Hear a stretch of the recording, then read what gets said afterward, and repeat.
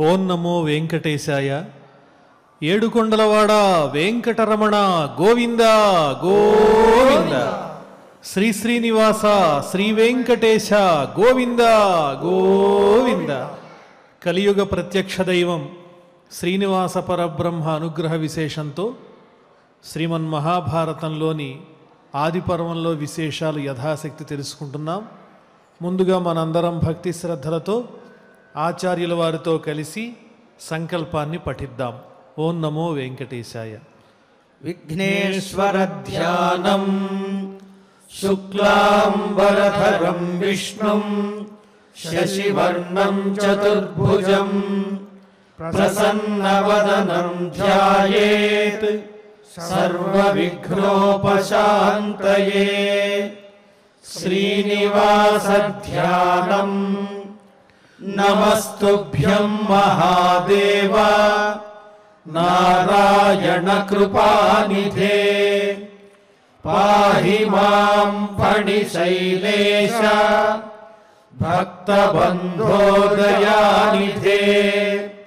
మహాభారత శ్రవణ ఫలం ద్వైపాయనౌష్ఠపుట నిస్సృతమప్రమేయం. పుణ్యం పవిత్రమథ పాపహరం శివం చ.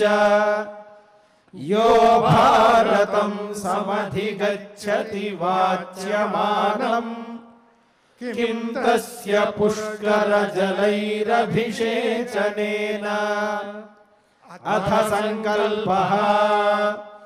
శ్రీమదాదివరాహ క్షేత్రే విరాజమానస్య దేవదేవోత్తమస్య జగద్రక్షణార్థం అవతీర్ణస్య శ్రీమదఖిలాండకోటి బ్రహ్మాండ నాయకస్య శ్రీ వెంకటేశ్వర స్వామినః అనుగ్రహ ప్రసాదేన సర్వేషాం భక్తజనానాం ఆధివ్యాధి నివృత్తి ద్వారా ఆయురారోగ్యైశ్వర్యాభివృద్ధ్యర్థం విశూచికా క్రిమిజనిత సమస్త దుష్ప్రభావ నివారణార్థం సర్వారిష్ట నివృత్తి ద్వారా సకల శ్రేయోభివృద్ధ్యర్థం ధర్మార్థ కామమోక్షాఖ్య చతుర్విధ పురుషార్థ ఫలసిద్ధ్యర్థం వాంగ్మనః కాయ ప్రవర్తిత అనేక జన్మాఘ నివర్హణార్థం సమస్త పాపక్షయార్థం చ శ్రీమన్మహాభారతే ఆదిపర్వణి యథాశక్తి త్రిషష్టితమాధ్యాయాంతర్గత శ్లోకపారాయణం ఆచార్యముఖేన కరిష్యామహే. వ్యాసధ్యానం. వ్యాసం వసిష్ఠనప్తారం శక్తేః పౌత్రమకల్మషం పరాశరాత్మజం వందే శుకతాతం తపోనిధిం. వ్యాసాయ విష్ణురూపాయ వ్యాసరూపాయ విష్ణవే నమో వై బ్రహ్మనిధయే వాసిష్ఠాయ నమో నమః. నారాయణం నమస్కృత్య నరం చైవ నరోత్తమం దేవీం సరస్వతీం వ్యాసం తతో జయముదీరయేత్. ఆది పర్వంలో అంశావతరణ పర్వం అనేటువంటి అనుపర్వంలోని విశేషాలు మనం తెలుసుకుంటూ ఉన్నాం. జనమేజయ చక్రవర్తికి శ్రీమన్మహాభారతంలో ఉన్నటువంటి గొప్ప విశేషాన్ని వర్ణించి చెప్పి ఆ భారతాన్ని పఠించటం వల్ల ఎదుటివారికి వినిపించటం వల్ల కలిగేటువంటి గొప్ప ప్రయోజనాన్ని కూడా వైశంపాయనుల వారు చక్కగా వివరించి చెప్పారు. కానీ అసలు భారతం అనేటువంటిది ఎందువల్ల మనం చదవాలి, దానివల్ల ప్రయోజనం ఏమిటి, నాకేమీ తెలీదు అని అనుకుని ఆలోచించినట్లయితే ప్రయోజనం లేకుండా ప్రతి ఒక్కరికి కూడా ఏదైనా ఒక పని చేయాలంటే కష్టమే.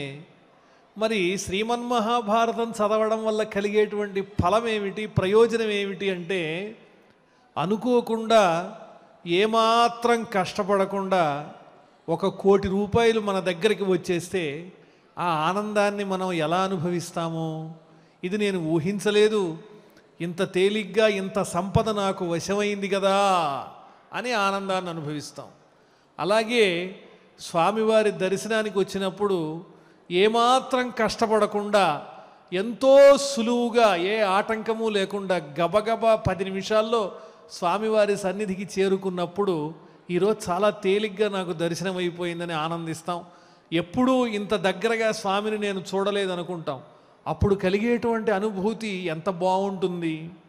అలాగే ఒక్కొక్క శాస్త్రాన్ని గురించి అవగాహన చేసుకుని అందులో అంశాన్ని అర్థం చేసుకోవడానికి ప్రయత్నం చేయటం చాలా కష్టం. విజ్ఞానం అనేది చాలా విస్తృతమైనది. అంత విజ్ఞానాన్ని కూడా 1 కోటి రూపాయలు దొరికినట్లుగా, స్వామివారి అనుగ్రహంతో దర్శనం దొరికినట్లుగా ఎన్నో శాస్త్రముల్లో ఉన్నటువంటి రహస్యాలన్నింటినీ కూడా చిన్నపిల్లలకు కూడా అర్థమయ్యేలాగా తెలియజేయగలిగిన వాళ్ళు ఎవరైనా ఉన్నారా అంటే ఆయన వ్యాస మహర్షి ఒక్కరే. పూర్వం ఇలాగే ఒక మహారాజు గారికి కుమారులు ఉండేవారు. వారు విద్యలు నేర్చుకోకుండా ఆటపాటలతోనే జీవితాన్ని గడుపుతూ ఉంటే పిల్లలు ఎదుగుతున్నారు కానీ వాళ్ళకి లోకజ్ఞానం కలగలేదు, మూర్ఖులుగా ఉన్నారని ఒక గురువు గారిని పిలిస్తే ఆ గురువు గారు వచ్చి, ఆయన చాలా తెలివి కలిగినటువంటి గురువు, ఏం చెప్పాడు వాళ్ళకి అంటే నీతిని తెలియజేసేటువంటి కథలు చెప్పాడు.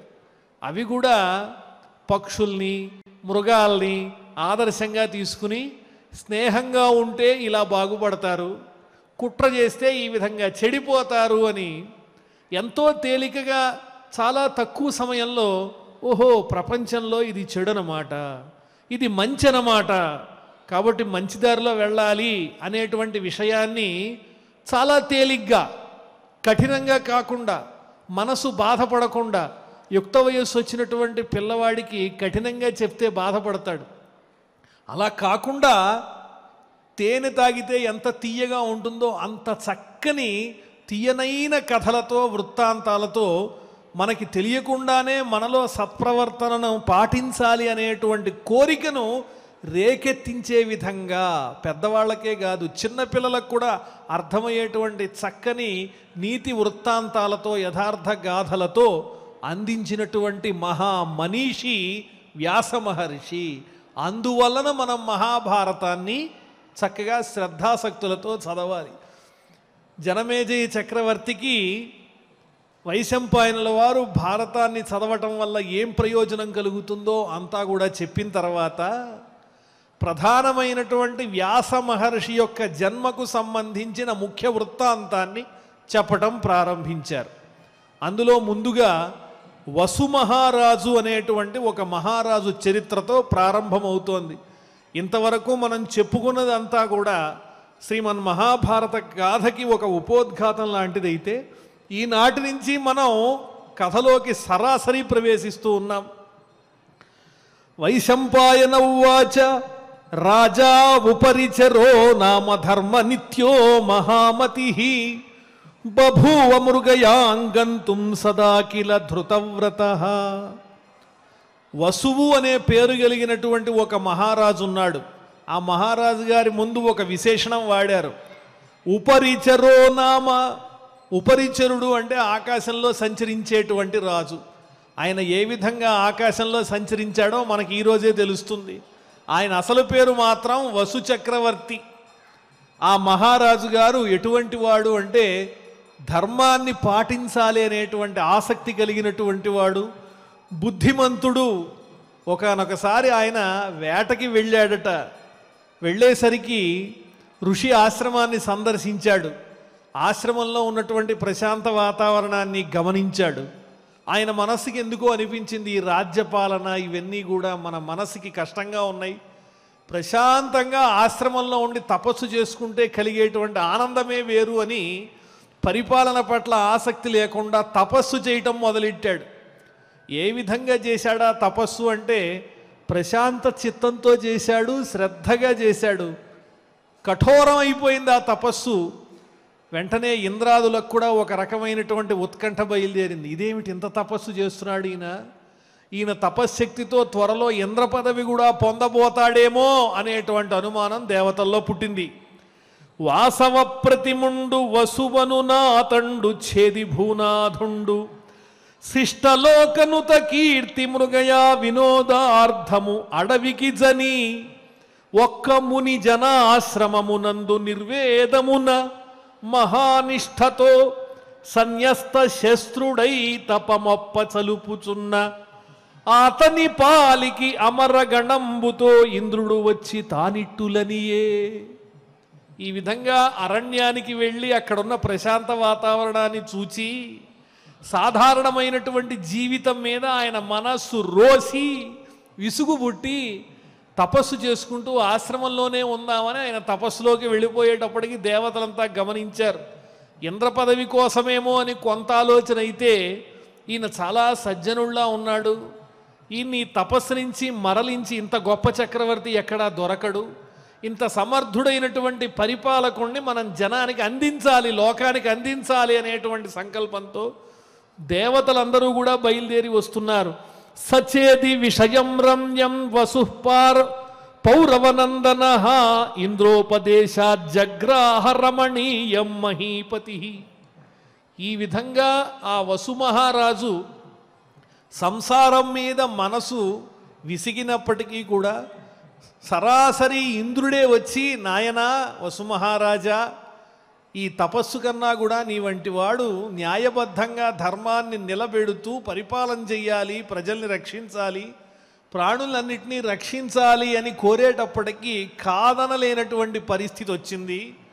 ఆ వృత్తాంతం అంతా కూడా నీకు వివరించి చెబుతున్నాను ఓ జనమేజయ చక్రవర్తి అని వైశంపాయనుల వారు తమాశ్రమే న్యస్త శస్త్రం నివసంతంతపోనిధిం దేవాశక్ర పురోగా వై రాజానముపతస్థిరే. ఆశ్రమంలో ప్రశాంతంగా క్షత్రియ వంశమునకు ప్రధాన కర్తవ్యమైనటువంటి శస్త్రధారణం అనేది విడిచిపెట్టి ఆయుధాలన్నీ పక్కన పెట్టేసినటువంటి వాడై గొప్ప తపస్సే సంపదగా కలిగి శాంతమైనటువంటి చిత్తంతో ఆశ్రమంలో ఉన్నటువంటి ఆ మహారాజు రాజర్షి దగ్గరకు, వసు మహారాజు దగ్గరకు దేవేంద్రుణ్ణి ముందు ఉంచుకుని దేవాహ శక్ర పురోగావై, దేవేంద్రుణ్ణి ముందు ఉంచుకుని దేవతలందరూ కూడా వచ్చారు. అంతమంది దేవతలు దిగి వచ్చారంటే ఆ వసు చక్రవర్తి ఎంత గొప్పవాడో చూడండి. ఈ వసు చక్రవర్తి చేది రాజు. ఈయన గురించి భారతంలో మనకు సంక్షిప్తంగా చెప్పబడినప్పటికీ రామరాజభూషణుడు అనేటువంటి తెలుగు కవి, ఆయన్నే భట్టుమూర్తి అంటారు. ఆయన వసు చరిత్ర అనేటువంటి గొప్ప ప్రబంధాన్ని రచించి అందులో భారతంలో సంక్షిప్తంగా ఉన్నటువంటి చక్కని అంశాన్ని విస్తారం చేసి గొప్ప కావ్యంగా మలిచి అందించారు. వసు చరిత్ర దాని పేరు. అంటే అందులో వసు మహారాజు యొక్క గొప్పతనం అంతా వర్ణింపబడింది. అటువంటి మహారాజు దగ్గరకు దేవతలంతా వచ్చారు. ఇంద్రత్వం అర్హో రాజాయం తపసేతి అనుచింత్యవై తం సాంత్వేన నృపం సాక్షాత్ తపసః సన్యవర్తయత్. ఈ మహారాజు నిజంగా ముల్లోకాల్ని పరిపాలించడానికి అర్హత కలిగినటువంటి వాడు. ఇంద్రుడైతే ఇటువంటి వాడే కావలసి ఉన్నది. అంతటి గొప్ప తపస్సుతో ప్రకాశిస్తూ ఉన్నాడు ఈ మహారాజు అని ఆలోచించుకుని మంచి మాటలతో సాంత్వేనా, నాయనా మహారాజా నీవు గొప్పవాడవే కానీ నువ్వు చేయవలసింది తపస్సు కాదయ్యా, నీవు చేయవలసింది ప్రజా సంరక్షణ పరిపాలన అని మృదువైనటువంటి మాటలతో అతన్ని తపస్సు నుంచి మరలించారు. దేవాహ ఊచుహు, ముందుగా దేవతలు మాట్లాడుతున్నారు ఆ వసుమహారాజుతో. న సంకీర్యేత ధర్మోయం పృథివ్యాం పృథివీపతే త్వయా హి ధర్మో విధృతః కృత్స్నం ధారయతే జగత్. నిజానికి లోకంలో ఉన్నటువంటి ధర్మము నశించకూడదు. అప్పట్లో ఉన్నటువంటి వర్ణాశ్రమ ధర్మాలు ఏవైతే ఉన్నాయో, వర్ణ ధర్మాలు ఏవైతే ఉన్నాయో, ఆశ్రమ ధర్మాలు ఏవైతే ఉన్నాయో ఇవేవి కూడా పాడు కాకూడదు. అవన్నీ రక్షించవలసినటువంటి బాధ్యత నీ మీద ఉన్నది. ఈ భూమి యందు నీవే ధర్మాన్ని నిలబెట్టాలి. కాబట్టి ఆ ధర్మాన్ని నీవు ధరించి ఉంటే తద్వారా ఈ లోకమంతా కూడా, ఈ జగత్తంతా కూడా ధర్మాన్ని ధరించినది అవుతుంది. కాబట్టి ఆ ధర్మాన్ని నీవు రక్షించాలి అని చెప్పి ఆ చక్రవర్తిని కోరారు. వెంటనే ఇంద్రుడు అంటున్నాడు, ఇంద్ర ఉవాచ లోకే ధర్మం పాలయత్వం నిత్యయుక్త సమాహిత ధర్మయుక్తస్తతో లోకాన్ పుణ్యాన్ పశ్యసి శాశ్వతాన్. ఓ వసు చక్రవర్తి, ఇంద్రుడు చెబుతున్నాడు వసు మహారాజుతో, నీవీ లోకంలో ధర్మాన్ని పరిపాలించినట్లయితే, నిరంతరము శ్రద్ధతో నియమంతో కూడినటువంటి వాడవై, తద్వారా నీవు భవిష్యత్తులో పుణ్యప్రదమైనటువంటి లోకాలను పొందుతావు. ఇందులో ఏ విధమైనటువంటి సందేహం లేదు. కాబట్టి నీ తపస్సుని ఇంతటితో చాలించు. ఎందువల్లంటే ఇంద్ర పదవికి నేనున్నాగా, మళ్ళీ నీ పోటీ ఎందుకు అని అందులో ఒక చిన్న అంతరార్థం కూడా ఉంది. దివిష్ఠస్య భువిష్ఠస్త్వం సఖా భూతో మమ ప్రియ. స్వర్గంలో ఉన్నటువంటి నాకు, దివిష్ఠస్య స్వర్గాన్ని పరిపాలించేటువంటి నాకు, దేవేంద్రుడనైన నాకు, భువిష్ఠస్త్వం భూమి యందున్నటువంటి నీవు, సఖా భూత స్నేహితుడవయ్యావు. ఈనాటి నుంచి నీవు నా ప్రాణమిత్రుడవు. నీవు ఎప్పుడైనా స్వర్గానికి రావచ్చు, మనం సరదాగా కబుర్లు చెప్పుకోవచ్చు, మంచి చెడు మాట్లాడుకోవచ్చు. రమ్య పృథివ్యాం యో దేశ తమావసనరాధిప. ఈ చేది రాజ్యం అనేటువంటిది చాలా సుందరమైనటువంటిది. ఈ భూమి యందు ఆ దేశంలో నీవు చక్కగా నిలిచి ఉండి పరిపాలించవలసింది. పశవ్యశ్చైవ పుణ్యశ్చ ప్రభూతధనధాన్యవాన్ స్వారక్ష్యశ్చైవ సౌమ్యశ్చ భోగ్యై భూమి గుణైర్యుతః. ఆ ప్రదేశం ఎటువంటిది అంటే పశువులన్నిటికీ కూడా మేలు కలిగించేటువంటిది. ఆ దేశంలో పశువులను హింసించరు, బాధ పెట్టరు. పరమ పవిత్రమైనటువంటిది, గొప్ప సంపదలతోనూ ధాన్యములతోనూ నిండినటువంటిది. అలాగే స్వారక్ష్యశ్చైవ సౌమ్యశ్చ, స్వర్గంతో సమానమైన వైభవము తేజస్సు కలిగినటువంటిది, ప్రశాంతమైనటువంటిది, అనుభవించదగినటువంటి గొప్ప సంపదలతో గుణములతో నిండినటువంటిది ఆ ప్రదేశము. అటువంటి రాజ్యాన్ని నీవు పరిపాలించవలసింది. ఇంకా రాజ్యము ఎంత గొప్పదో తెలుసా? అర్ధవానేష దేశో హి ధనరత్నాదిభిర్యుతః వసుపూర్ణాచ వసుధా వసచేదిషు చేధిప. నీ వంటి వాడు పరిపాలించినట్లయితే ఆ రాజ్యము సార్థకమవుతుంది. పృథివీ మొదలైనటువంటి పంచభూతములు ఏవైతే ఉన్నాయో అవి వాటి లక్షణములు కలిగి ఉంటాయి. భూమి గంధవతి అనేటువంటి బిరుదుని సార్థకం చేసుకుంటుంది. గంధవతి పృథివీ. భూమి యొక్క లక్షణం ఏమిటి అంటే వాసన కలిగి ఉండడము అనే లక్షణము భూమికి సార్థకమవుతుంది. నీ వంటి గొప్పవారు పరిపాలకులుగా ఉన్నట్లయితే. అందువల్ల సమస్త సంపదలతో ఉన్నటువంటి ఆ భూమిని నీవు పరిపాలించవలసింది. ఓ మహారాజా, చేది రాజ్యాన్ని పరిపాలించేటువంటి ఓ వసుచక్రవర్తి. ధర్మశీలాః జనపదాః సుసంతోషాశ్చ సాధవః నచ మిథ్యా ప్రలాపోత్ర స్వైరేష్వపి కుతోన్యథ. అక్కడ ఉన్నటువంటి ప్రజలందరూ కూడా ఎంత గొప్పవారో తెలుసా? ధర్మబుద్ధి కలిగినటువంటి వారు, అదేవిధంగా చాలా సంతోషంతో ఉండేవారు, సజ్జన స్వభావం కలిగినటువంటి వారు, నవ్వులాటకైనా అబద్ధాలు చెప్పనటువంటి స్వభావం కలిగినటువంటి వారు అక్కడ ఉన్నటువంటి ప్రజలంతా కూడా. నచ పిత్రా విభజ్యంతే పుత్రా గురుహితే రతాః యుంజతే ధురినోగాశ్చ కృశాన్ సంధుంక్షయంతి చ. తండ్రి ఏ మాట చెప్తే ఆ మాట పరిపాలించేటువంటి గుణం ఉన్నటువంటి తనయులున్నారు అక్కడ. ఎప్పుడూ తల్లిదండ్రులకు మేలు చేయాలి, గురువులను గౌరవించాలి అనేటువంటి మంచి లక్షణం కలిగినటువంటి వారు. తండ్రితో ఎప్పుడూ తల్లిదండ్రులతో విభేదించరు, వారిని ఎదిరించరు, మాటకి మాట చెప్పరు.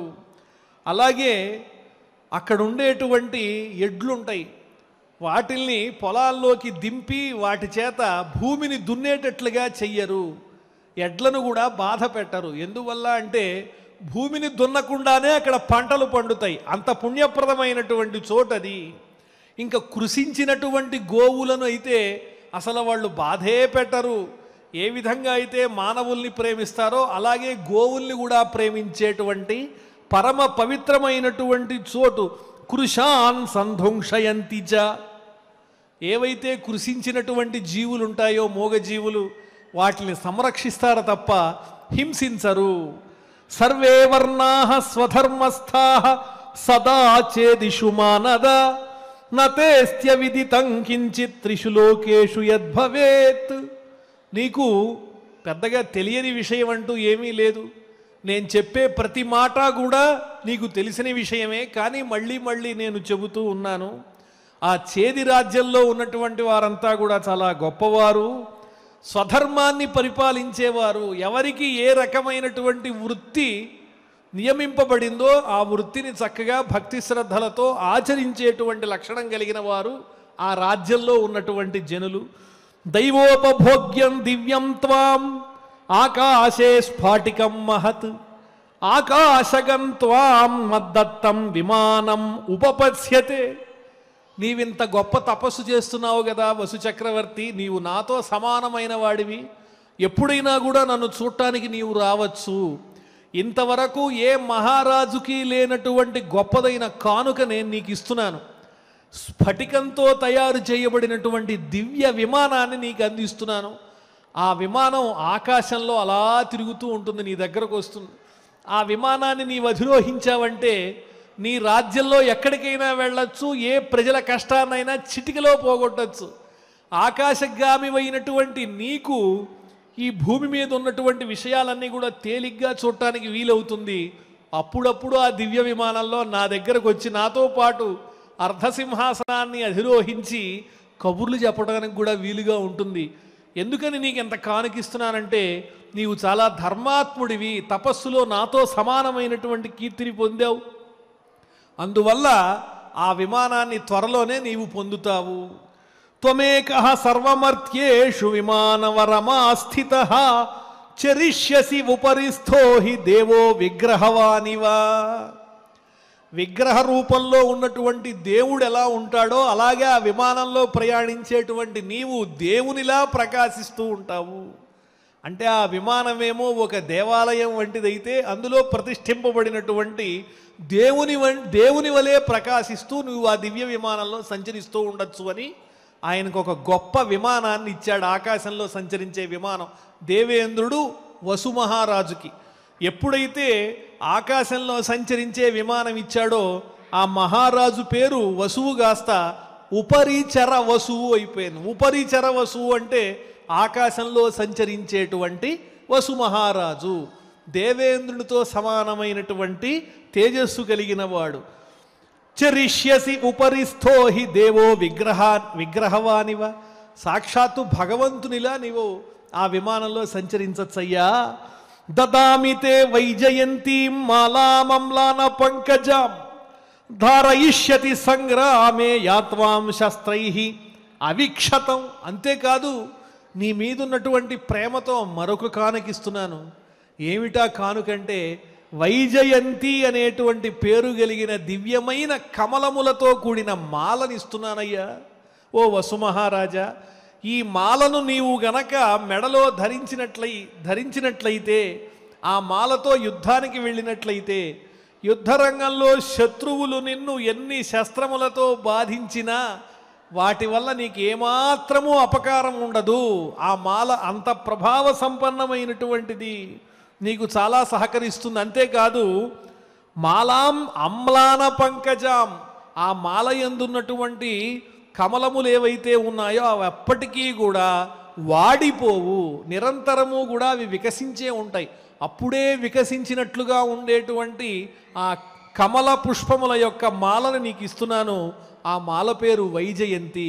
దీనిని ధరించినట్లయితే నీకు ఎదురు లేదు అని చెప్పి దివ్యమైనటువంటి మాలను కూడా ఇచ్చాడు ఆ వసుమహారాజుకి దేవేంద్రుడు. ఇదంతా ఎందుకు ఇస్తున్నాడు అంటే, నేనేమో స్వర్గలోకాన్ని పాలిస్తాను, నువ్వేమో భూలోకాన్ని పాలించు. నీవు భూలోకాన్ని పాలిస్తూ యజ్ఞయాగాలు చేసి నాకు ఆహారాన్ని ఇయ్యి, నేను భూమి ఎందున్నటువంటి నీకు సరైనటువంటి సమయంలో వర్షాలు పడేటట్లుగా చేసి నీ పరిపాలనలో ఉన్నటువంటి ప్రాణులన్నింటికీ కూడా తగినటువంటి ఆహారాన్ని నేనిస్తాను అని మనిద్దరము కూడా సంపద్వినిమయం చేద్దాం.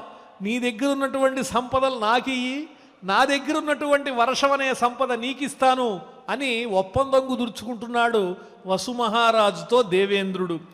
లక్షణంచైత దేవేహ భవితాతే నరాధిప ఇంద్రమాలేతి విఖ్యాతం ధన్యమప్రతిమం మహత్. ఇక నుంచి వసుమహారాజు గుర్తు ఏమిటి అంటే, ఆ వైజయంతి మాలని ధరించినటువంటి వాడు వసుమహారాజు అనేటువంటి ప్రసిద్ధి లోకంలో వ్యాప్తమైపోతుంది. నీవు ధరించినటువంటి ఈ పుష్పమాల ఏదైతే ఉందో ఇది ఇంద్రమాల అని పిలువబడుతుంది. ఇది చాలా గొప్పది, దీనికి తిరుగులేదు, నీకు గొప్ప కీర్తి లభిస్తుంది అని వైశంపాయన ఉవాచ. ఒక విమానాన్ని ఇచ్చాడు, స్ఫటికంతో చేయబడిన దివ్య విమానాన్ని దేవేంద్రుడు వసుమహారాజుకి. అదేవిధంగా వాడిపోనటువంటి పుష్పమాల ఒకటి ఇచ్చాడు. ఆ తరువాత మరొక బహుమతి కూడా ఇస్తున్నాడు. వసుమహారాజా, ఇదిగో తీసుకో, ఇంకో బహుమతి ఇస్తున్నా నీకు. యష్టించ వైణవీం తస్మై దదౌ వృత్రనిషూదనః ఇష్టప్రదానముద్దిశ్య శిష్టానాం ప్రతిపాలినీం. ఒక వెదురుతో చేయబడినటువంటి దండము, కర్ర, వెదురు కర్ర, వెదురు దండం, వేణుదండం, దాన్ని ఇచ్చాడు. ఈ వేణుదండాన్ని నీ దగ్గర ఉంచుకో. ఈ దండం ఎటువంటిదంటే సజ్జనులైనటువంటి వారిని రక్షించేటువంటిది, దుష్టుల నుంచి ఎల్లప్పుడూ కాపాడుతుంది. ఇది నా ప్రతిరూపం అనుకో అని చెప్పి ఆ దివ్యమైనటువంటి వేణుదండాన్ని, వెదురు కర్రని ఇచ్చాడు దేవేంద్రుడు. యష్టించ వైణవీం తస్మై, వైణవీం అంటే వెదురుతో చేయబడినటువంటి దండం.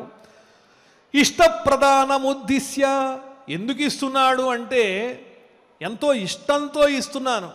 నీ గుణములతోనూ చక్కనైనటువంటి నీ తపస్సుతోనూ సంతృప్తుండై నీ మీద అభిమానంతో ఇస్తున్నాను. అభిమానపూర్వకంగా ఇవ్వబడేటువంటి ఈ కానుకలను నీవు స్వీకరించు. తస్యాహ శక్రస్య పూజార్థం భూమౌ భూమిపతిస్తదా ప్రవేశం కారయామాస గతే సంవత్సరే తదా. ఈ విధంగా కానుకలన్నీ ఇచ్చి దేవేంద్రుడు వెళ్ళిపోయాడు. వసుమహారాజు కూడా ఇంద్రుని యందు ఎంతో భక్తిభావంతో ఉన్నాడు. ఆ వేణుదండాన్ని తాను స్వీకరించాడు. స్వీకరించిన సంవత్సరం గడిచిన తరువాత ఆ వేణుదండాన్ని ఏం చేశాడు అంటే భూమి యందు నాటాడు. భూమి యందు ఆ వేణుదండాన్ని నాటి తతః ప్రభృతి చాద్యాపి యష్టేః క్షితిపసత్తమైః ప్రవేశః క్రియతే రాజన్ యథా తేన ప్రవర్తితః. ఆ వేణుదండమును అలంకరించి చక్కగా అది దేవేంద్రునకు ప్రతినిధి, దేవేంద్రుడే అనేటువంటి భావంతో ఇంద్రుడికి సంబంధించినటువంటి ఉత్సవాన్ని జరిపించాడు. దాన్నే ఇంద్రోత్సవము అని పిలుస్తారు. ఆ మహారాజు ఆ ఉత్సవాన్ని చేసిన తరువాత ఎంతోమంది రాజులు ఆ ఉత్సవాన్ని జరిపిస్తూనే ఉన్నారు. ప్రవేశః క్రియతే రాజన్ యథా తేన ప్రవర్తితః అద్యాపి. ఈనాటికి కూడా ఆ వేణుదండాన్ని భూమి యందు నాటి దేవేంద్రుని తలుచుకుంటూ ఇంద్రుని యొక్క ఉత్సవం చేయటం అనేటువంటిది ఒక ఆనవాయితీగా ఉన్నది అని వైశంపాయనుల వారు జనమేజయ చక్రవర్తికి తెలియజేశారు. అపరేద్యు తతస్తస్యాః క్రియతే అత్యుచ్ఛ్రయో నృపైః. ఏ రోజైతే ఆ దండాన్ని నాటారో ఆ మరుసటి రోజు దివ్యమైనటువంటి ఉత్సవాన్ని జరిపించటం, అలంకృతాయా పిటకై గంధైర్మాల్యైశ్చ భూషణై.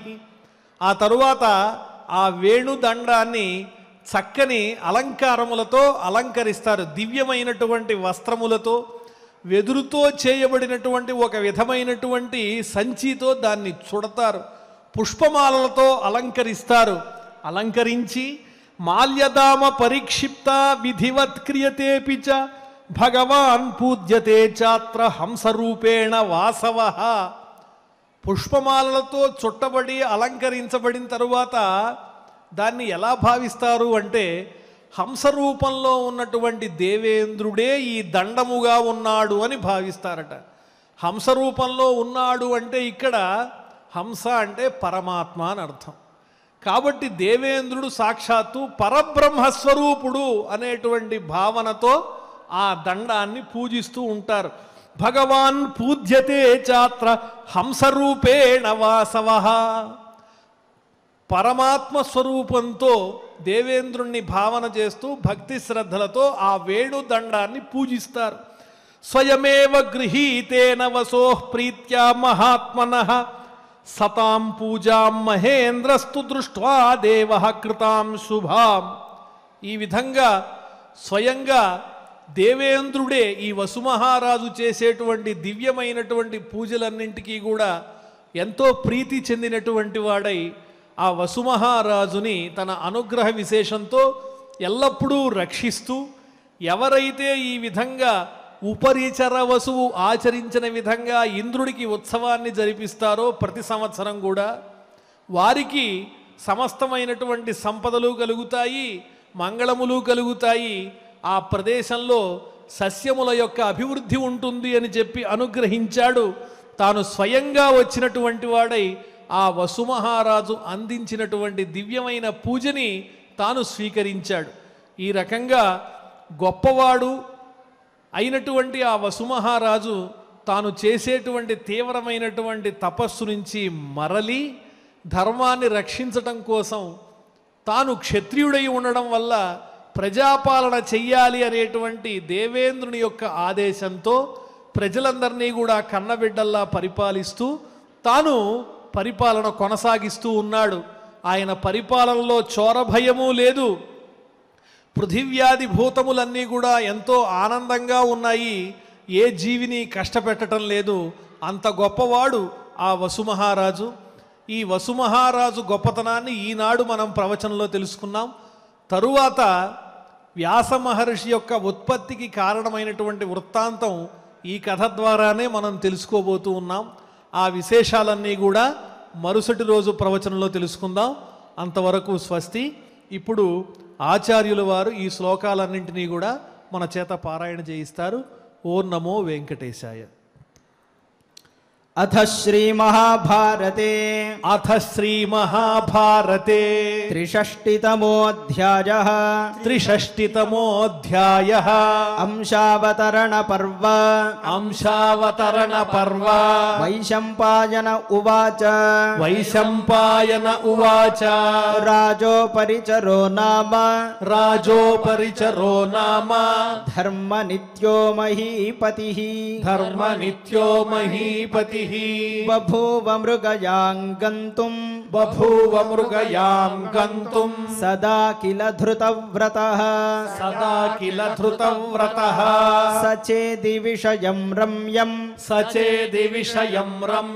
వసుః పౌరవనందనః ఇంద్రోపదేశాజ్జగ్రాహ రమణీయం మహీపతిః తమాశ్రమేణ్యస్తశస్త్రం నివసంతం తపోనిధిం దేవాశక్రపురోగావై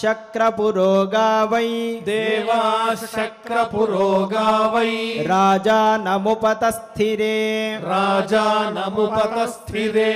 ఇంద్రత్వమర్హో రాజాయం तमोर्हो राजायम् तपसेत्यनुचिन्त्य वै तपसेत्यनुचिन्त्य वै तं सान्त्वेन नृपं साक्षात् तं सान्त्वेन नृपं साक्षात् तपसः सन्यवर्तयते तपसः सन्यवर्तयत् देवा ऊचुः देवा ऊचुः न संकीर्येत धर्मोऽयं न संकीर्येत धर्मोऽयं पृथिव्यां पृथिवीपते पृथिव्यां पृथिवीपते त्वया हि धर्मो विधृतः त्वया हि धर्मो विधृतः कृत्स्नं धारयते जगत् कृत्स्नं धारयते जगत् इन्द्र उवाच इन्द्र उवाच लोके धर्मं पालयत्वं लोके धर्मं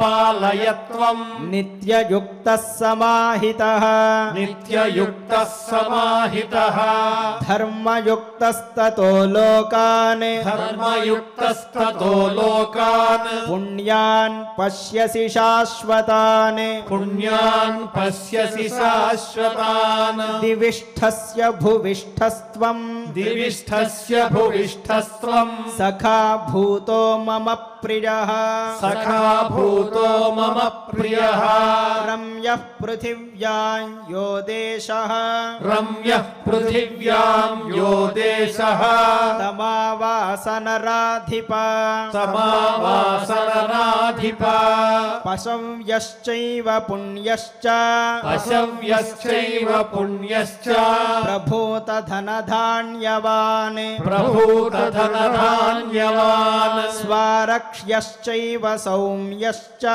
स्वारक्ष्यश्चैव सौम्यश्च भोग्यैर्भूमिगुणैर्युतः भोग्यैर्भूमिगुणैर्युतः अर्थवानेश देशो हि अर्थवानेश देशो हि धनरत्नादिभिर्युतः धनरत्नादिभिर्युतः वसुपूर्णा च वसुधा वसुपूर्णा च वसुधा वसचेदिषु चेदिपा वसचेदिषु चेदिपा धर्मशीला जनपदाः धर्मशीला जनपदाः सुसन्तोषाश्च साधवः सुसन्तोषाश्च साधवः न च मिथ्या प्रलापोऽत्र न च मिथ्या प्रलापोऽत्र स्वैरेष्वपि कुतोऽन्यथा स्वैरेष्वपि कुतोऽन्यथा न च पित्रा विभज्यन्ते न च पित्रा विभज्यन्ते पुत्रा गुरुहिते रताः पुत्रा गुरुहिते रताः युञ्जते धुरिनो गाश्च युञ्जते धुरिनो गाश्च कृशान् सन्धुक्षयन्ति च कृशान् सन्धुक्षयन्ति च सर्वे वर्णाः स्वधर्मस्थाः सर्वे वर्णाः स्वधर्मस्थाः सदा चेदिषु मानद सदा चेदिषु मानद न तेऽस्त्यविदितं किञ्चित् न तेऽस्त्यविदितं किञ्चित् त्रिषु लोकेषु यद्भवेत् त्रिषु लोकेषु यद्भवेत् दैवोपभोग्यं दिव्यं त्वां दैवोपभोग्यं दिव्यं त्वाम् आकाशे स्फाटिकं महत् आकाशे स्फाटिकं महत् आकाशगं त्वां मद्दत्तम् आकाशगं त्वां मद्दत्तं विमानमुपपत्स्यते विमानमुपपत्स्यते त्वमेकः सर्वमर्त्येषु त्वमेकः सर्वमर्त्येषु विमानवरमास्थितः विमानवरमास्थितः चरिष्यस्युपरिस्थो हि चरिष्यस्युपरिस्थो हि देवो विग्रहवानिव దేవో విగ్రహవానివ దదామి తే వైజయంతీం మాలామమ్లాన పంకజాం ధారయిష్యతి సంగ్రామే యా త్వం శస్త్రైరవిక్షతం లక్షణం చైతదేవేహ భవితా తే నరాధిప ఇంద్రమాలేతి విఖ్యాతం ధన్యమప్రతిమం మహత్ వైశంపాయన ఉవాచ యష్టించ వైణవీం తస్మై దదౌ వృత్రనిషూదనః ఇష్టప్రదానముద్దిశ్య శిష్టానాం ప్రతిపాలినీం తస్యాః శక్రస్య పూజార్థం భూమౌ భూమిపతిస్తదా ప్రవేశం కారయామాస గతే సంవత్సరే తదా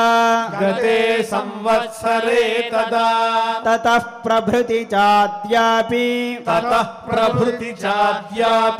యష్టేః క్షితిపసత్తమైః ప్రవేశ క్రీడతే రాజన్ యథా తేన ప్రవర్తితః అపరేద్యుస్తతస్తస్యాః క్రీడతేత్యుచ్ఛ్రజో నృపైః అలంకృతాయాః పిటకైః గంధైర్మాల్యైశ్చ భూషణైః మాల్యదామ పరిక్షిప్తా విధివత్ క్రీడతేపి చ భగవాన్ పూజ్యతే చాత్ర హంసరూపేణ వాసవః స్వయమేవ గృహీతేన వసోః ప్రీత్యా మహాత్మనః సతాం పూజాం మహేంద్రస్తు దృష్ట్వా దేవః కృతాం శుభాం పారాయణ కార్యక్రమాన్ని భక్తి శ్రద్ధతో పరిపూర్ణం చేసుకున్నాం. ఇప్పుడు ఆచార్యుల వారు చక్కని అంశాన్ని మనందరికీ వివరించి చెప్తారు. శ్రద్ధాశక్తులతో శ్రవణం చేసి భగవాను అనుగ్రహానికి పాత్రులమవుదాం. ఓం నమో వెంకటేశాయ. శ్రీ వెంకటేశాయ నమః. నమోస్తుతే వ్యాస విశాల బుద్ధి. విశాల బుద్ధి అయిన వ్యాసుల వారికి నమస్కారం చేసుకుంటూ మహాభారతంలోని ఉమామహేశ్వర సంవాదంలో అనేకమైన విషయాల్ని తెలుసుకుంటూ పరమేశ్వర స్వరూపం ఎందుకలా విచిత్రంగా ఉంటుంది అనే విషయాన్ని పార్వతీదేవి పరమేశ్వరుణ్ణి ప్రశ్నిస్తూ ఉంటే పరమేశ్వరుడే సాక్షాత్తుగా తన గురించి సమాధానాలను చెప్తుంటే వాటన్నిటినీ కూడా మనం చెప్పుకుంటున్నాం. అందులో భాగంగానే ఈనాడు పార్వతీదేవి పరమేశ్వరుని అడిగినటువంటి ఒక ప్రశ్న, స్వామి నువ్వెందుకింత భయంకరమైన స్వరూపాన్ని ధరిస్తావని అడిగింది. పరమేశ్వరుడు ఎప్పుడూ భయంకరమైన స్వరూపాన్నే ధరిస్తాడా? ముందు తెలుసుకోవాలి. ప్రళయకాలంలో ఉండేటప్పుడు ఒక స్వరూపం ఉంటుంది, భక్తుల్ని అనుగ్రహం చేసేటప్పుడు ఒక స్వరూపం ఉంటుంది. పార్వతీదేవి ప్రళయకాలంలో ఉండేటువంటి స్వరూపాన్ని గురించి, లయం చేసేటప్పుడు ఉండేటువంటి స్వరూపాన్ని గురించి అడిగినటువంటి ప్రశ్న. ఈ మాట చెప్పకపోతే ఏమవుతుంది అంటే అలాగే ఉంటాడు అనుకుంటాడేమో అని చెప్పడం. శాంతం పద్మాసనస్థం శశిధరమకుటం పంచవక్త్రం త్రినేత్రం అని పరమేశ్వరుని ధ్యానం చేస్తాం. ఎలాంటి మూర్తి అంటే అత్యంత శాంతమైన వాడట సహజంగా అయితే. అయితే ఒక్కొక్క కార్యాన్ని బట్టి రూపం మారుతూ ఉంటుంది. మనకి శివపార్వతి కళ్యాణంలో కూడా మనం పరిశీలన చేయొచ్చు. పార్వతీదేవిని పరీక్షించడానికి, పార్వతీదేవి తల్లి మేనాదేవిని పరీక్షించడానికి ఒక భయంకరమైన రూపంలో కనబడతాడు. మళ్ళీ అదే స్వామి పార్వతీదేవికి కనబడేటప్పుడు శివకామ సుందరుడై కనబడతాడు. బ్రహ్మాశ్చర్యపోతాడు, ఇంతటి సుందరుడా అని. అలా స్వామి స్వరూపం సమయాన్ని బట్టి ఉంటూ ఉంటుంది. అయితే నువ్వు అసలు భయంకరమైన స్వరూపాన్ని ధరించాల్సిన అవసరం ఏమిటి అని అడిగింది. అది ప్రశ్న. ఇలా ఉండకపోతే ఏమిటి, తప్పేమిటి ఇలా ఉండకపోతే అంటే దానికి చెప్పారు. అసలు స్వరూపం ఎలా ఉందట, భస్మదిగ్ధం విరూపాక్షం తీక్ష్ణదంష్ట్రజటాకులం. కోరలు ఉన్నట్టి రూపము, భస్మదిగ్ధం చితాభస్మాన్ని పూసుకున్న స్వరూపము, రాగి రంగులో జడలు కట్టినటువంటి స్వరూపము, వ్యాఘ్రోదరత్వక్ సంవీతం పులితోలుని కట్టుకున్నటువంటి వాడు, కపిలశ్మశ్రు సంతతం గడ్డమంతా తేనె రంగులో ఉంటుందట. అంటే శివుడు భయంకర స్వరూపంలో ఉన్నప్పుడు అలా ఉంటుందని చెప్పాడు. తర్వాతనే ఆ మాట అన్నారు, రౌద్రం భయానకం ఘోరం శూలపట్టిష సంయుతం కిమర్థం త్వీదృశం రూపం. ఇలాంటి రూపాన్ని నువ్వెందుకు పొందావు, తన్మే శంసితుమర్హసి అని అడిగింది. దానికి పరమేశ్వరుడు చెప్పిన సమాధానం ఏమిటి అంటే, తదహం కథయిష్యామి, నేను ఆ విషయాన్నంతా నీకు చెప్తాను. శృణుతత్వం సమాహిత, సావధాన మనస్కురాలవై విను. ద్వివిధో లౌకికో భావ అన్నాడు.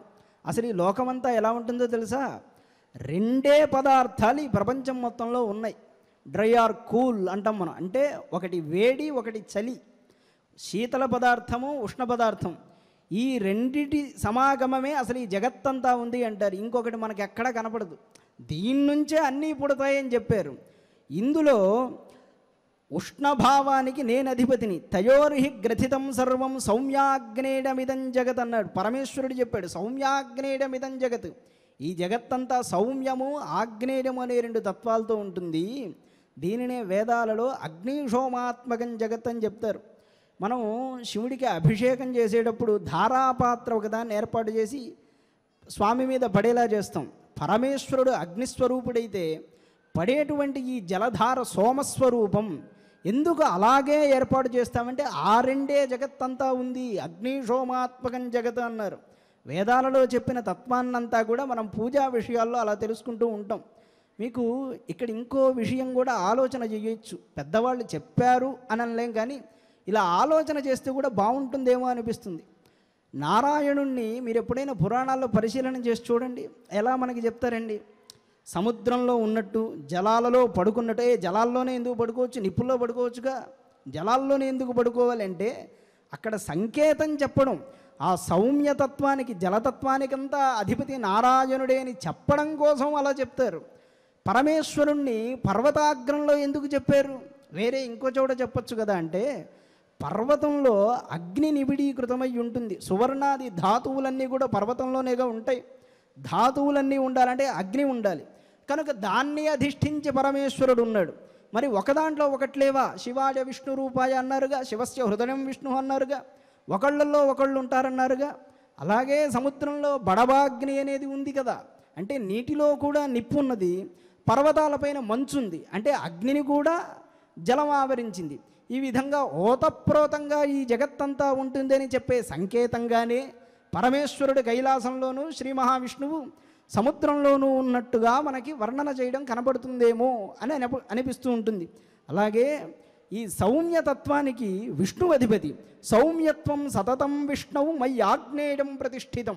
సౌమ్యతత్వం విష్ణువునందు ప్రతిష్ఠింపబడి ఉంటే నాడెందు అగ్నితత్వం ప్రతిష్ఠింపబడి ఉన్నది.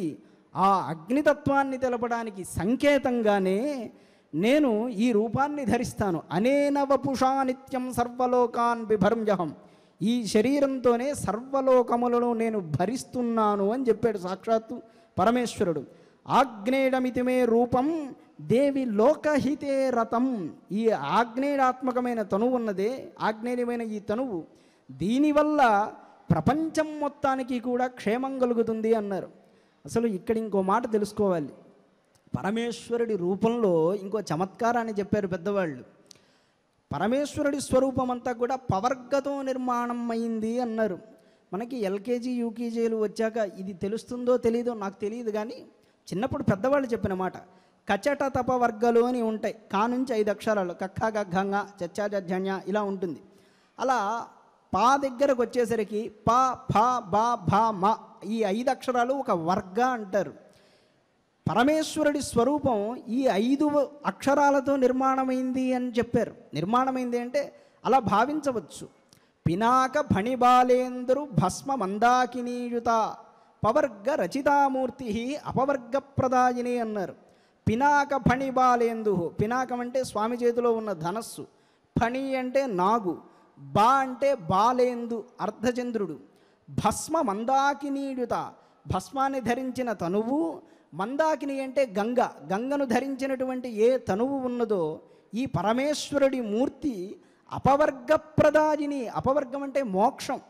ఈ పవర్గరచితమైనటువంటి ఏ మూర్తి ఉన్నదో దీన్ని స్మరణం చేసేవాడికి అపవర్గం ఇస్తుందయ్యా అన్నారు. ఇది దేని గురించి చెప్పారంటే నటరాజస్వామి గురించి మనం భావన చెయ్యాలి. మరి లింగంగా భావన చేయొచ్చు కదా అంటే లింగం సర్వోత్కృష్టమైనటువంటి స్థితిని చూపించేటువంటి దానికి అరూపరూపి అని పేరు, అది వేరే విషయం, అది తీసుకుంటే చాలా పెద్దది. అది అలా ఉంటుంది పరమేశ్వరుడి యొక్క తనువు. ఈ విధంగా ఆగ్నేయ తత్వాన్ని చూపించడం కోసమే, ప్రపంచంలో ఉన్న భయానకమైనటువంటి వాటిని తేజస్సుని ధరించడం కోసమే నేను ఈ స్వరూపాన్ని ధరిస్తాను లోకక్షేమం కోసం అని చెప్పాడు. ఆ తర్వాత ఇంకో ప్రశ్న ఉంది, అసలు అది చెప్పలేదు, ఈరోజు చెప్పుకుంటాం. నీకు ఈ ధనస్సు అనేది ఎలా ఏర్పడిందయ్యా? ఆయుధం అనేది పినాకం అని అంటూ ఉంటారు కదా, ఈ ధనస్సు ఎలా ఏర్పడింది అంటే దానికి స్వామి ఒక మాట చెప్పాడు. అంటే ఆ క్షణంలోనే స్వామికి ఆయుధం వచ్చిందని అనుకోకూడదు, కానీ అది కూడా ఒక కారణం. కణ్వుడు అనబడేటువంటి ఒక మహర్షి ఘోరమైన తపస్సు చేస్తూ ఉంటే బ్రహ్మ ఆయన్ని అనుగ్రహం చేయడానికి వచ్చాడు. రాగానే ఆ మహర్షిని అనుగ్రహం చేశాడు. అయితే ఆయన తపఃప్రభావం కొంత అక్కడ ఉన్నటువంటి ఒక చెట్టులో కూడా ఉండిపోయిందట. అందుకే మహానుభావులు సంచారం చేసేటప్పుడు వాళ్ళ స్పర్శ తగిలినా కూడా వాళ్ళ మాహాత్మ్యం మనకు అంటుతూ ఉంటుంది. అలాంటి స్థితి ఆ మహర్షికి ఎదురుగా ఉన్నటువంటి ఒక వెదురు చెట్టుకి కలిగింది అని చెప్తారు. దాన్ని చూడగానే బ్రహ్మకి ఒక ఆలోచన వచ్చింది. మహర్షి ఇంత దివ్యమైన తపస్సు చేశాడు కదా, ఈ తపస్సంతా ఈ చెట్టులో ఉన్నది, కొంత భాగం ఇందులో ఉంది, దీన్ని వ్యర్థంగా ఎందుకు పోనివ్వాలి అని బ్రహ్మ ఆలోచన చేసి ఒక్కసారి విష్ణోర్ మమట సామర్థ్యం జ్ఞాత్వా లోక పితామహ అన్నాడు. విష్ణువు యొక్క సామర్థ్యాన్ని, నా యొక్క సామర్థ్యాన్ని అంటే పరమేశ్వరుడి యొక్క సామర్థ్యాన్ని ఒక్కసారి తెలుసుకున్నవాడై ధనుషీ ద్వేతా ప్రాదాత్, ధనుషీ ద్వేతదా ప్రాదాత్ విష్ణవే మమ చైవతు ధనుషీ ద్వే తదా ప్రాదాత్. 2 ధనుస్సుల్ని తయారు చేశాట ఆ వెదురు నుంచి. అంటే కేవలం వెదురుని వంచి చేశాడు అని అనుకోకూడదు, తపోరూపంగా సృష్టించాడు. ఆ ధనస్సులు ఒకటి విష్ణుమూర్తికి ఇచ్చి ఇది శారంగ ధనువు అన్నాడు, పరమేశ్వరుడికి ఇచ్చి పినాక ధనువు అన్నాడు. దాని అర్థం అప్పుడే వాళ్ళకి ధనస్సులు వచ్చాయి అని అర్థం చేసుకోకుండా మనం ఎలా అర్థం చేసుకోవాలంటే విష్ణువు చేతిలో ఏ ధనస్సు ఉంటే అది శారంగం, పరమేశ్వరుడి చేతిలో ఏ ధనస్సు ఉంటే అది పినాకం అని అర్థం చేసుకోవాలి. ఇలా నాకు ఆయుధాలు కలిగాయి పార్వతి అని చెప్పి తృతీయం అవశేషేణ గాంధీవమవహద్ధను, 3వ ధనస్సు గాంధీవం అన్నారు. అది రేపు కొంత చెప్పుకుందాం. ఈనాటి ప్రహేళకి ఇక్కడికి ముగింపు పలుకుతూ ఓం నమో వెంకటేశాయ. ఆచార్యుల వారు చాలా చక్కని విషయాలు మనకు అందించారు. ఇప్పుడు ఆడియో ద్వారా మనం గోవిందనామాలు శ్రవణం చేద్దాం. ఓం నమో వెంకటేశాయ.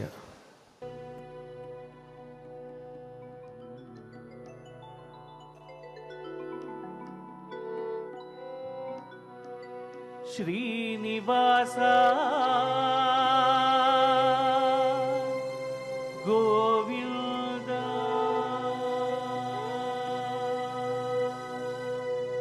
శ్రీనివాస గోవింద శ్రీ వెంకటేశ గోవింద భక్తవత్సల భాగవత ప్రియ నిత్య నిర్మల నీలమేఘ శ్యామ పురాణ పురుష పుండరీకాక్ష నందనందన నవనీత చోర పశుపాలక శ్రీ పాప విమోచన గోవింద దుష్ట సంహార గోవింద దుఃఖ నివారణ గోవింద శిష్ట పరిపాలక గోవింద కష్ట నివారణ గోవింద గోవింద హరి గోవింద గోకుల నందన గోవింద గోవింద హరి గోవింద గోకుల నందన గోవింద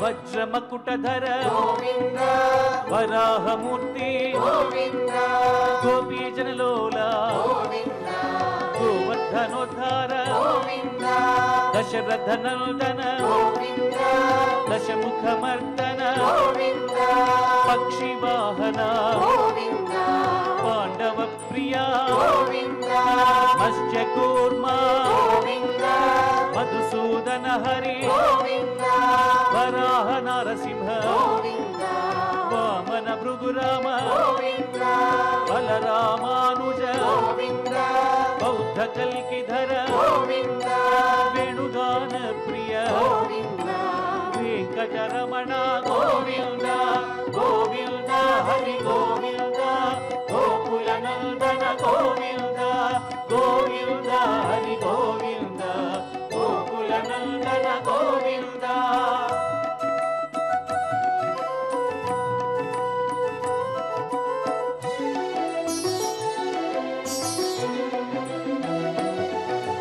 సీతానాయక గోవింద శ్రిత జన పాలక గోవింద దరిద్ర జన పోషక గోవింద ధర్మ సంస్థాపక గోవింద అనాథ రక్షక గోవింద ఆపద్ బాంధవ గోవింద శరణాగత వత్సల గోవింద కరుణాసాగర గోవింద కమల దళాక్ష గోవింద కామిత ఫలద గోవింద పాప వినాశక గోవింద పాహి మురారే గోవింద శ్రీముద్రాంకిత గోవింద శ్రీవత్సాంకిత గోవింద ధరణీ నాయక గోవింద దినకర తేజ గోవింద గోవింద హరి గోవింద గోకుల నందన గోవింద గోవింద హరి గోవింద గోకుల నందన గోవింద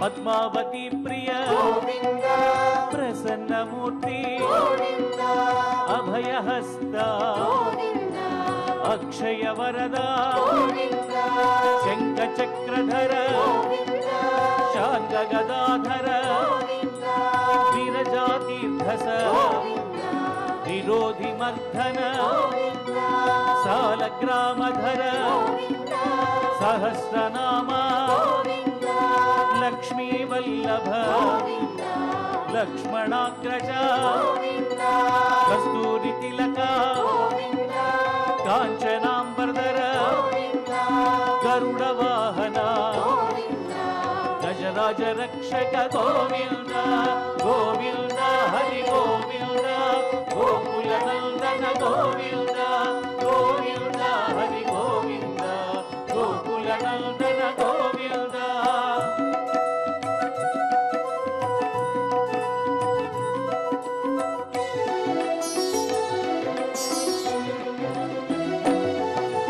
వానర సేవిత గోవింద వారధి బంధన గోవింద సప్తగిరీశ గోవింద ఏకస్వరూప గోవింద శ్రీరామకృష్ణ గోవింద రఘుకుల నందన గోవింద ప్రత్యక్ష దేవ గోవింద పరమదయాకర గోవింద వజ్ర కవచధర గోవింద వైజయంతిమాల గోవింద వటికసవాడ గోవింద వసుదేవ తనయ గోవింద బిల్వ పత్రార్చిత గోవింద భిక్షుక సంస్థుత గోవింద శ్రీ పుంరూప గోవింద శివకేశవమూర్తి గోవింద గోవింద హరి గోవింద గోకుల నందన గోవింద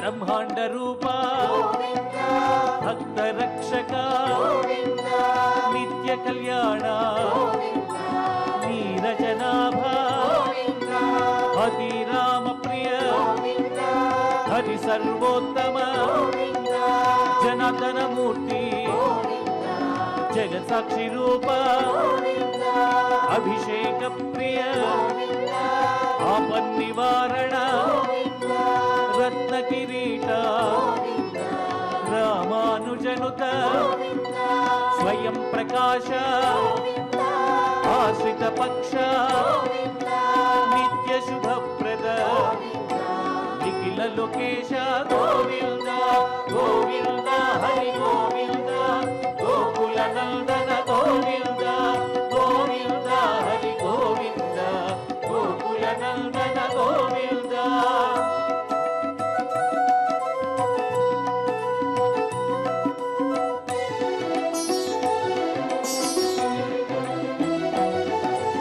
ఆనంద రూప ఆద్యంతరహిత ఇహ పరదాయక ఇభరాజ రక్షక పరమ దయాళో పద్మనాభ హరి తిరుమల వాస తులసీ వనమాల శేష సాయినే శేషాద్రి నిలయ మత్స్యావతార ఏడు కొండలవాడ గోవింద గోవింద హరి గోవింద గోకుల నందన గోవింద గోవింద హరి గోవింద గోకుల నందన గోవింద గోవింద హరి గోవింద గోకుల నందన గోవింద గోవింద హరి గోవింద గోకుల నందన గోవింద గోవింద హరి గోవింద గోకుల నందన గోవింద గోవింద హరి గోవింద గోకుల నందన గోవింద గోవింద హరి గోవింద గోకుల నందన గోవింద. గోవిందనామాలు భక్తి శ్రద్ధలతో శ్రవణం చేశాం. ఇప్పుడు క్షమాప్రార్థనాదులు ఆచార్యుల వారితో కలిసి పలుకుదాం. అథ క్షమా ప్రార్థనా యదక్షరపదభ్రష్టం మాత్రాహీనం చ యద్భవేత్ తత్సర్వం క్షమ్యతాం దేవ నారాయణ నమోస్తుతే. అథ లోకక్షేమ ప్రార్థనా సర్వే భవంతు సుఖినః సర్వే సంతు నిరామయాః సర్వే భద్రాణి పశ్యంతు మా కశ్చిద్ దుఃఖభాగ్ భవేత్. అథ భగవత్ సమర్పణం కాయేన వాచా మనసేంద్రియైర్వా బుద్ధ్యాత్మనా వా ప్రకృతే స్వభావాత్ కరోమి యద్యత్ సకలం పరస్మై నారాయణాయేతి సమర్పయామి. అథ మంగళం శ్రియః కాంతాయ కళ్యాణ నిధయే నిధయేర్థినాం శ్రీవేంకట నివాసాయ శ్రీనివాసాయ మంగళం.